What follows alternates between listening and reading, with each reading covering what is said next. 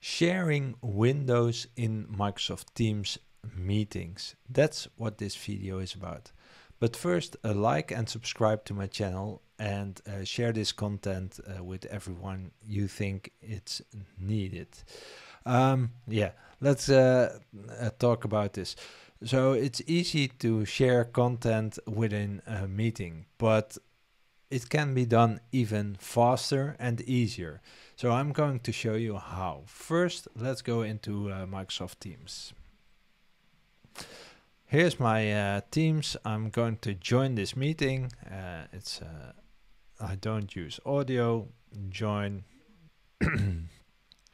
And by default, we have this nice sharing tray where we can share our PowerPoint, everything we want to. But sometimes you cannot find a window quick enough.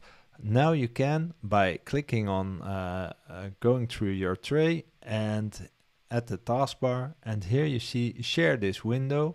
If I share it, then it will become available in the meeting. You directly see it. If I go back to my meeting, you see that I'm sharing. And the same thing goes to stop share. So this is a Word document, but for example, when I share my PowerPoint, I can even include computer sound or exclude computer sound. And in the near future, we can go and have annotations here. So this is what I wanted to show you. I'm really interested if you did know about this feature and if you are going to use it in your next meetings. Yeah, please let me know in the comments, and don't forget to like and subscribe to this channel and tell everybody you know about this channel. Thanks for watching. See you next time.